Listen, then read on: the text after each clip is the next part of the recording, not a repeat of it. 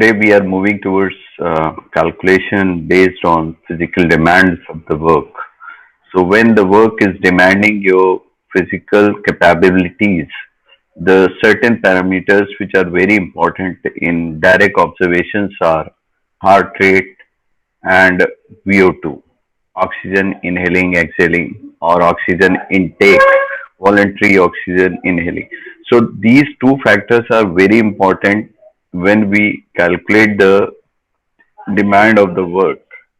So these two parameters will help us in exploring the values of the physical demands like oxygen consumption, O2 intake, and the level of heart rate. So this there is a correlation also between these two parameters.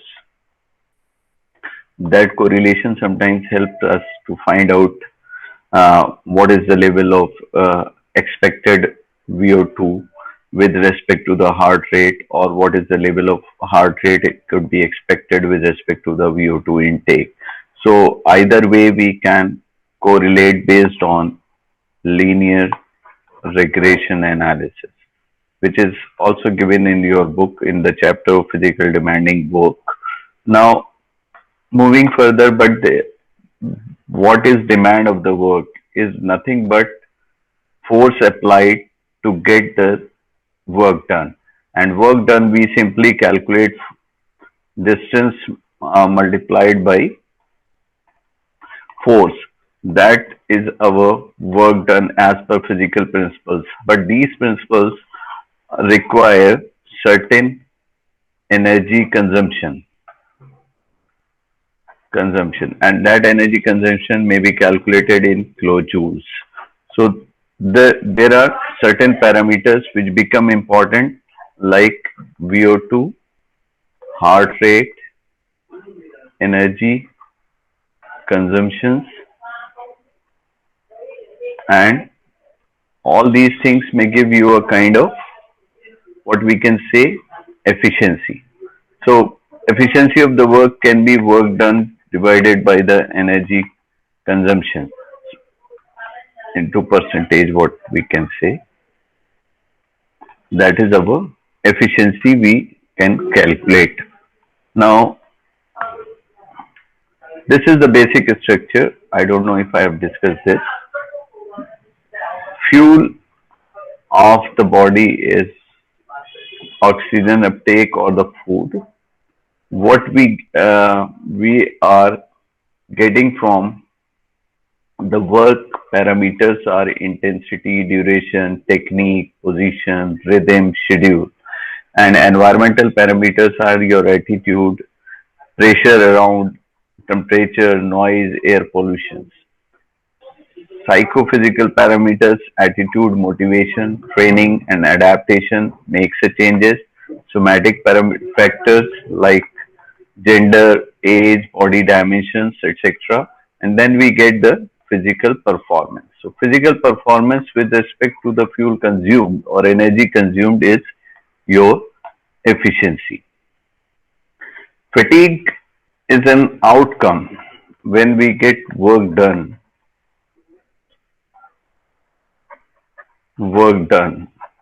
We get efficiency of the work as well as fatigue.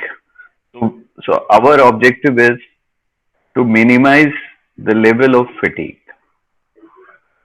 increase the level of efficiency and reduce the level of fatigue. Fatigue is a consequence of work that lowers the capacity of further work of the same kind. But fortunately, human body is capable of reviving its abilities after a short while. But at the same moment, if we are exceeding the our elastic limit, we can say in crude word, or the limits where the fatigue or discomforts becomes an injury due to the some pathogenic changes. So that way it creates a severe effects on the body.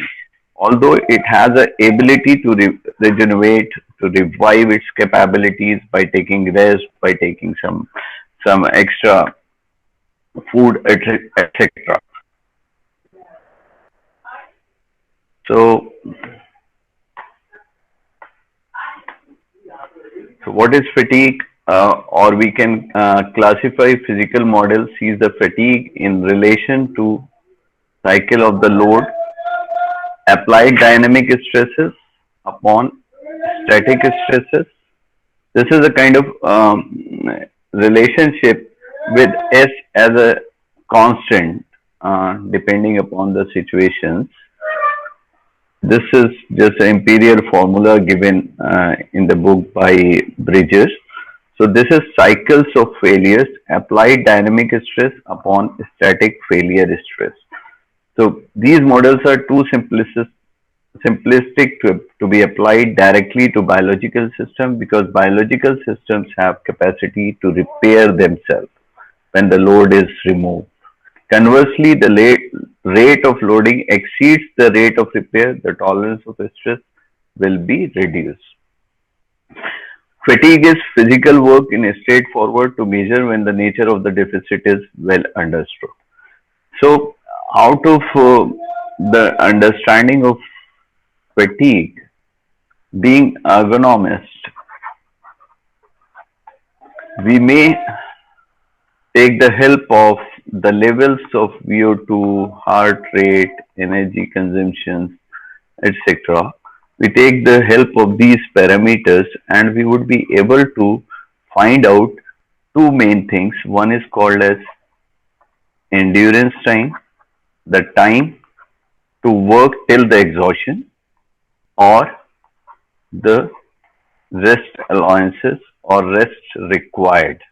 So these two things we can simply find out when we take the help of the levels of oxygen consumption using spirometry or by spirograph, heart rate by heart belts or cardiac belts, energy consumption depending upon the calculations or correlations. You can find out these parameters and these parameters will help you. This is simply what we said the efficiency. Certain examples are quoted by Grandjean in 1988 study, which is still renowned. And these examples are like shoveling in stooped posture. Stooped posture is like the person is leaned like this.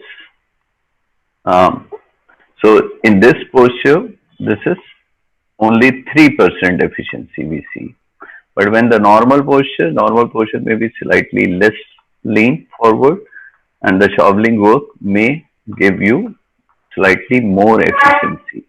Using heavy hammers, as we have watched a video, in hammer we are getting 15% efficiency.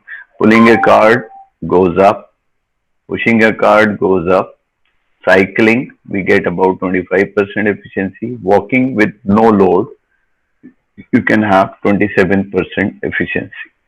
So this is just an understanding of different types of work that we can say here. The efficiency is affected by type of work, posture, exertion level. These are few important factors which affect the overall efficiency of working. Method of work, posture, work rate. So work rate is also a kind of what we say the exertion level or exertion required in the task. This is an example of the studies where calories expended with respect to time spent in cutting a standard unit of work with 5 timber saws. I don't have the exact knowledge of this study, but what I understand is that based on 4 different types of saws, they have calculated the work calories per square meter cut, minutes per square meter cuts. So they have, sorry, so they have calculated the output in terms of calories spent and the productivity in time for cutting. So this is what they have compared, and they have found that the type of tools used or the way of working, which is nothing but just a blade of the saw, affects the performance, and they give a different kind of pattern of the output or the efficiency or the performance. Moving further to examples, Edelon and Grangian has given a kind of comparative chart for energy expenditure while different states of a human being: sleeping, sitting, standing, walking, cleaning, cycling. Heavy uh, heavy works are not included in are not given in this list, but you can have idea about what will be the energy expenditure in heavy work, which will be quite related to the cycling task. This is type of effect of from a study, effect of the shoe weight with respect to no shoe, or the energy consumption per unit time of walking. So this is just a comparison of a study how the different options of working may affect performance. This is the way speed when there is a surprisingly when it is a slow speed, the barefoot is spending more energy compared to the with shoe. So this is just a comparison to every study is kind of unique in nature. To standardize them, to make general rules, it is not a simple task. But although some studies have come up with certain generic solutions, this is a chart of showing from a study of trauma. The chart is showing the mean energy expenditure for male and female, with the gender effect is also there. Gender effect and type of work. So both factors are considered in this study, and you can compare the energy expenditures. So laboratory technician, university students, male only for construction work, steel work, coal miners, housewives. So this is what is your average energy expenditure per day in terms of kilocalories per day. Type of work, another example is shown to give you more understanding about the workplace design, task design, tool design. So this can give you an idea how the level of load, for example, this is 17 pounds, this is 22 pounds, and the posture and the task can affect your energy requirement. So energy requirement is affected by task, posture, and load. So this is how we can understand the difference of energy. This is just a kind of precise work or inspection work or light force work. slightly more force is required in smithy work or in smithy work, then motor work, construction work, tractor, pulling, pushing, sawing you see a quite heavy work, going up stair with a load either on the shoulder or in the hand with support or without support, shoveling work. So these are certain postures. Further from adapted from different studies, this is a kind of generic rules or general criteria which will help us in calculating uh, the rest periods or the endurance time.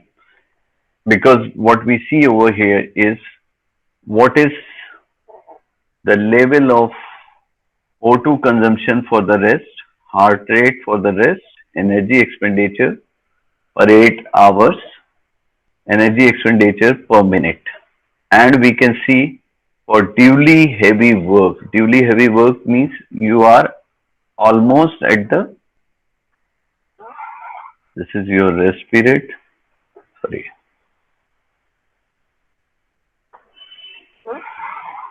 Sir इसके पीछे क्या reason है कि मतलब oxygen जो consumption rate है वो बढ़ जाता है हैवी वर्क में? आपको ऑक्सीजन नहीं चाहिए जो I have already explained that you require more oxygen in anaerobic exercises because your body fatigue when your cells need oxygen to consume your food or to burn your food. So you require more oxygen so that there will not be a accumulation of lactic acid and your body will release CO2 and water. So that way your body will feel less fatigue.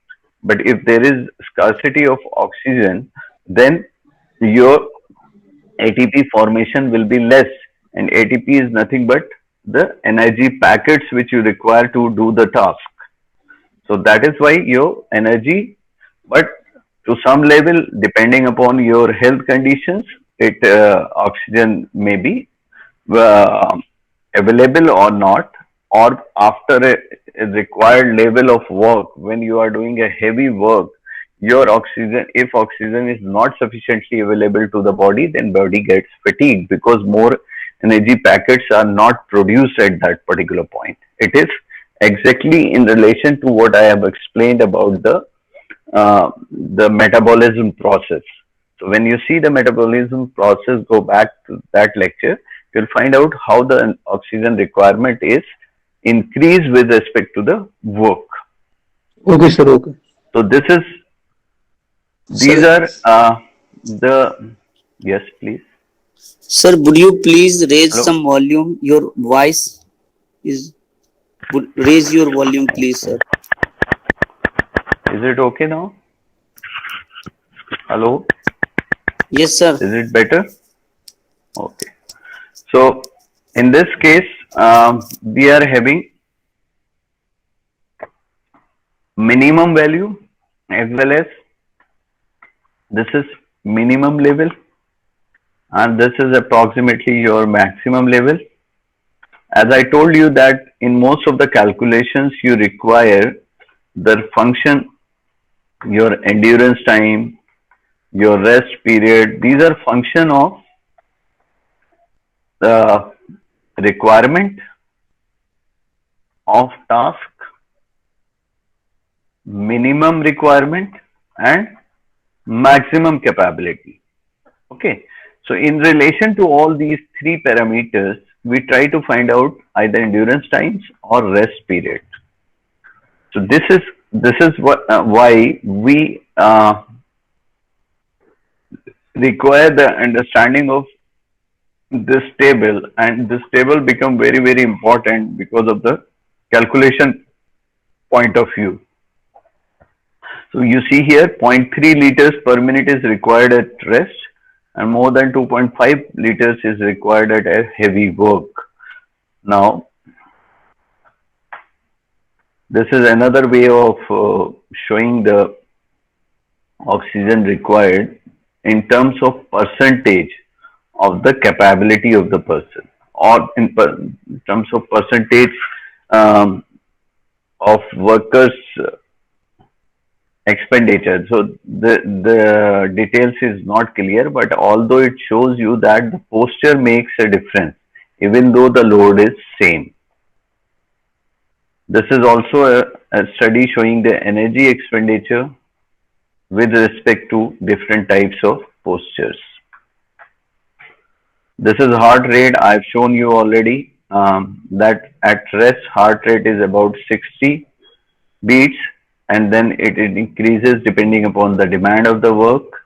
If the work is moderately high, then it goes up to this point and stagnates at that. If work is very high demanding, then it goes very high because your oxygen requirement increases, your heart pumps at a higher rate, and so you require more oxygen. So there is a relationship between your heart rate is proportional to your VO2.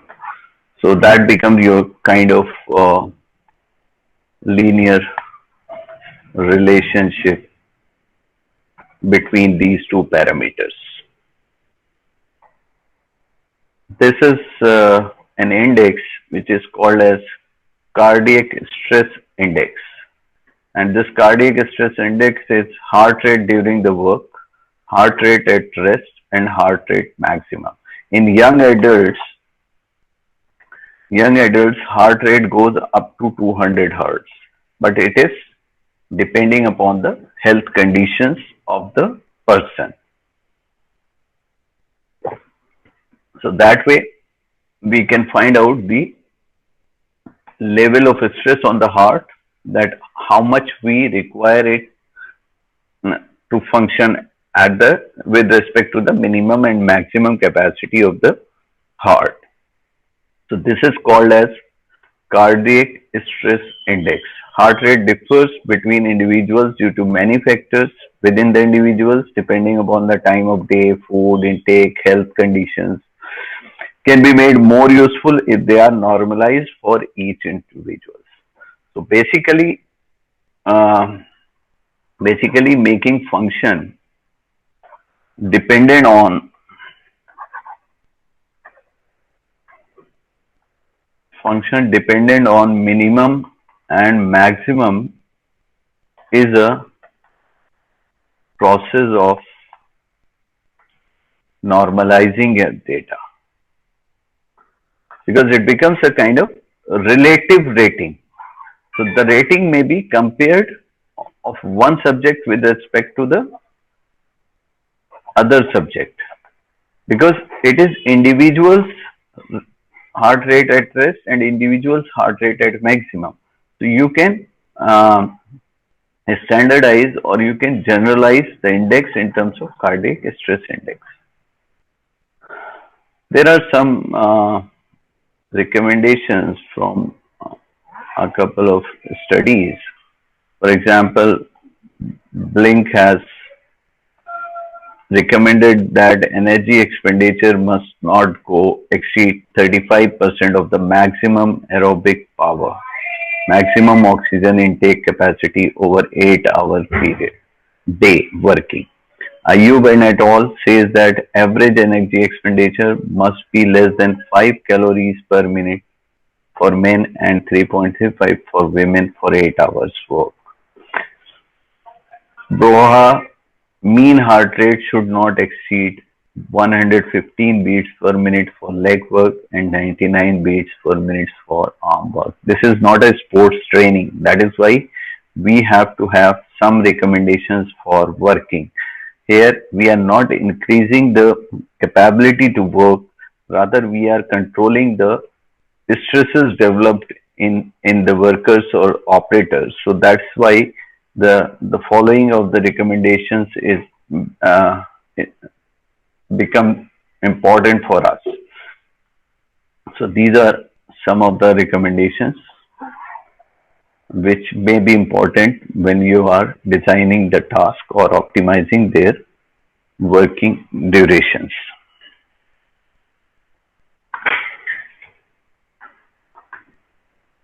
Now, Rompert has given a relationship of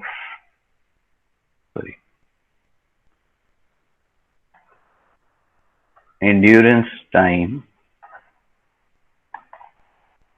as a function of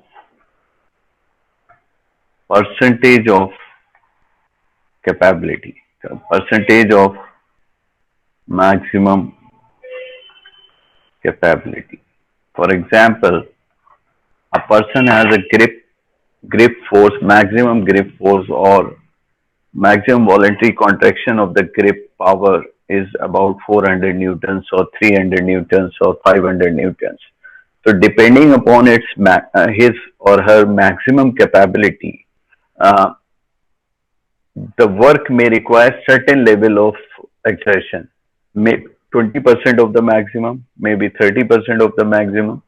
So if the work requires 30% of the maximum, then it will be about, suppose 300 is the maximum force a person can exert in gripping, and he has to perform his working duties at 30% of the load, that is about 100 newtons. So if we see for 100 newtons, the endurance time becomes about, we can say, 4 minutes. So for 4 minutes he can go at a stretch to do the task, but that's not the the task duration you can define. It is the maximum limit the person can go in one attempt, but we have to define the task limit below than the endurance limit as well. So this is a relationship of endurance time, which is nothing but t equals, if this curve is exponential curve or power curve, which is nothing but t equal to minus 90 plus 126 by p plus 36 by p square plus 6 by, sorry, this is minus. So this is what the relationship we have for endurance, sorry. This is the relationship we have for endurance time, which is developed by Rombert in 1960. So this relationship in here P is nothing but percentage of maximum capability. So percentage of maximum capability is in ratio. Sorry, in ratio. This is not the percentage. It is a maximum capability. Sorry. So this is a ratio of maximum capability required in a task. For example, so this is the relationship. Now, for example, a person has a maximum capacity of gripping as 300 Newton. So this maximum voluntary contraction of grip is 300 Newton. And if the worker has to work at about work requirement is, for example, 150 Newton. So in this case, what will be the endurance time? It is nothing but your endurance time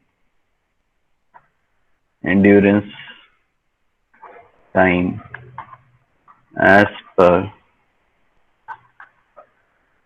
Rombert 1960 relationship. T will be equal to minus 90 plus 126 by P minus 36 by P square plus 6 by PQ.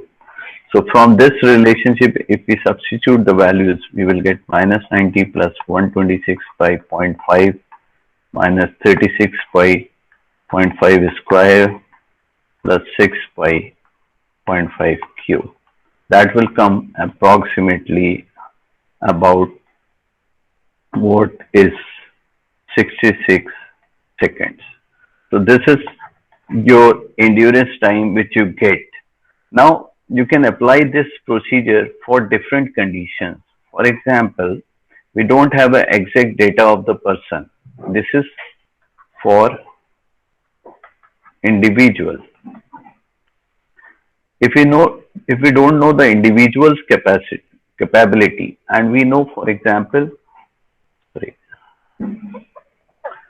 for example, mean and variance of the data. Mean is, for example, 300 newtons, and the variance is, for example, 20 newtons, also 20 newton square. Or standard deviation is, let's have standard deviation as 20 newtons. So this is the data which follows a kind of normal distribution. So in normal distribution, the mean is 300 and the standard deviation is 20 newtons. So if this is the case, and we have to find out, for example, the endurance time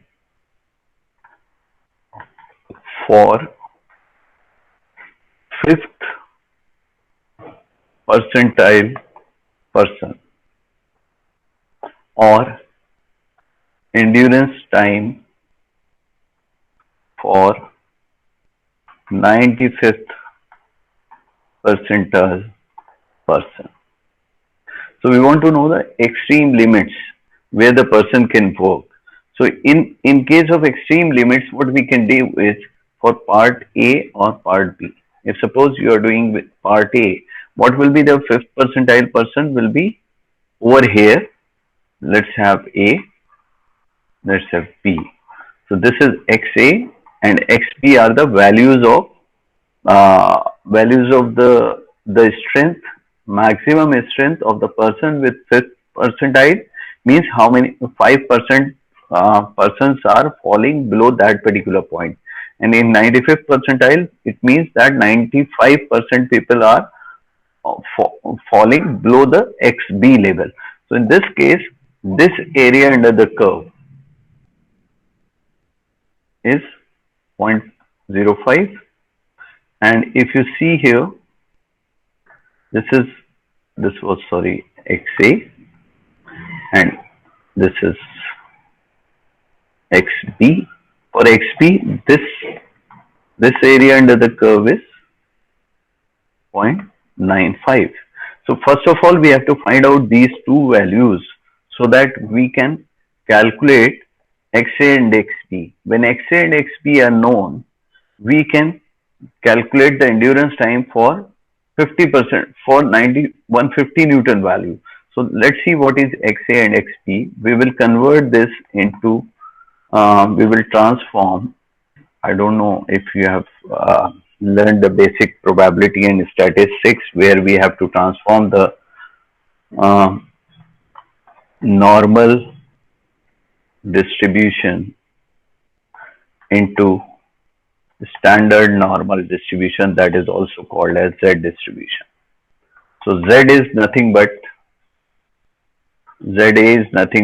XA minus mu upon sigma. So XA we don't know, mu we know 300, and sigma we know 20. And what is ZA? ZA is with respect to the value of 0.05 alpha. So from table of Z distribution, we can find out with respect to alpha as 0.05, we can find out the value of ZA. I'm not using the table at the moment. I'm just going online to find out the value of Z.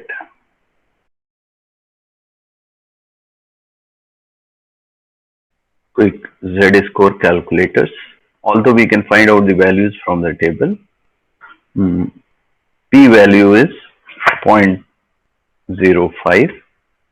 So when we have a P value 0.05, we can find out the value of Z.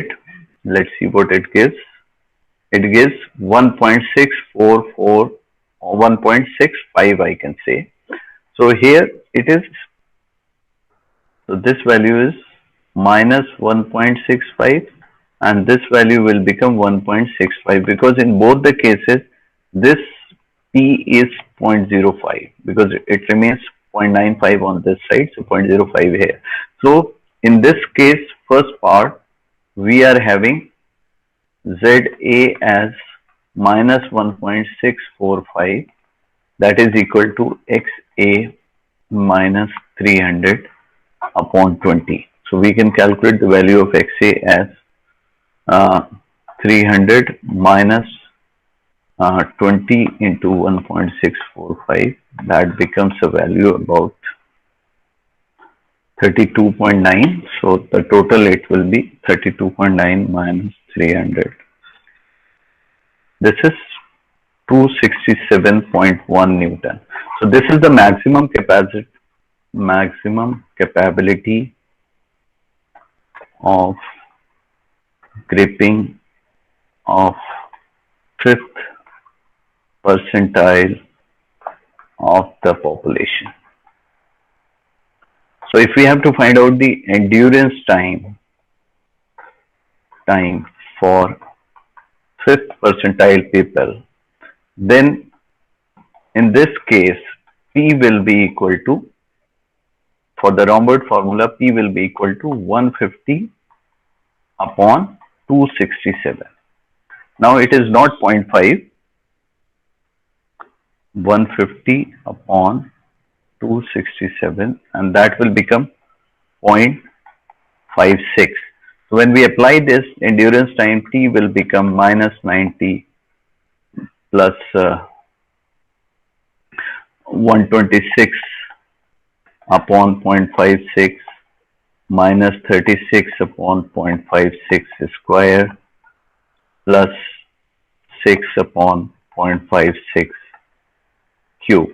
The value we will get, you can use Excel if you wish.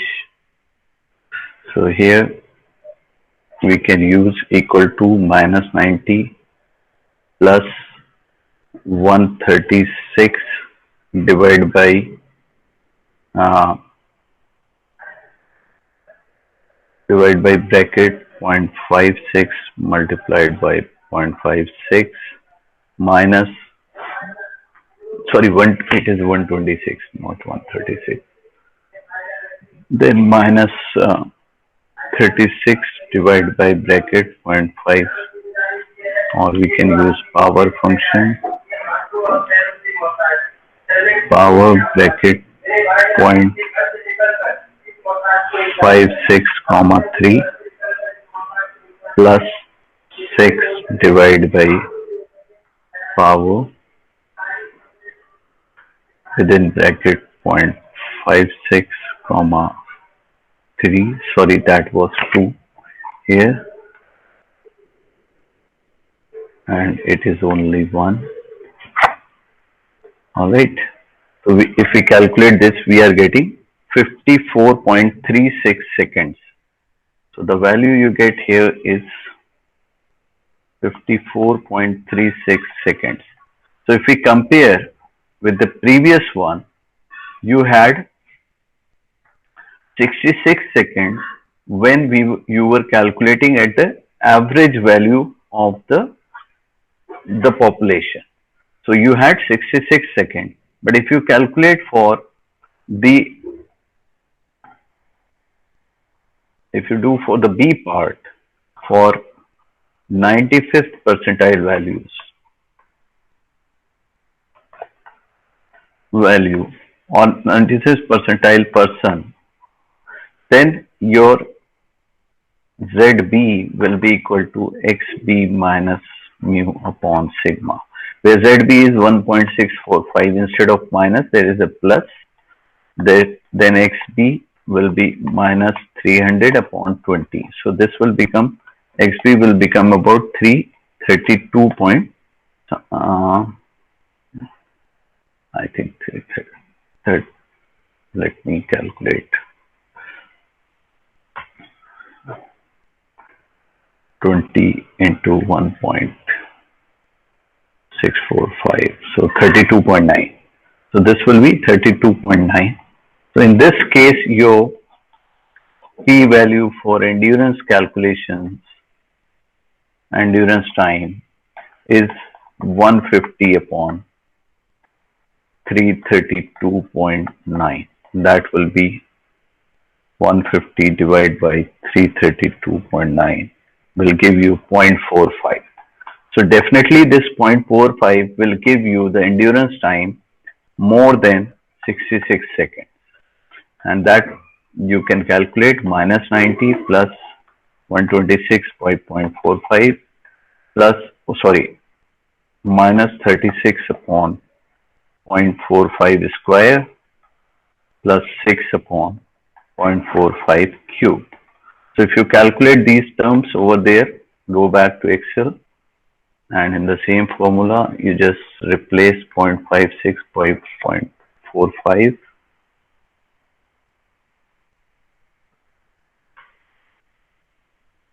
You're getting, sorry, you're getting the value as 78 seconds. So endurance time for higher power persons is 78 seconds.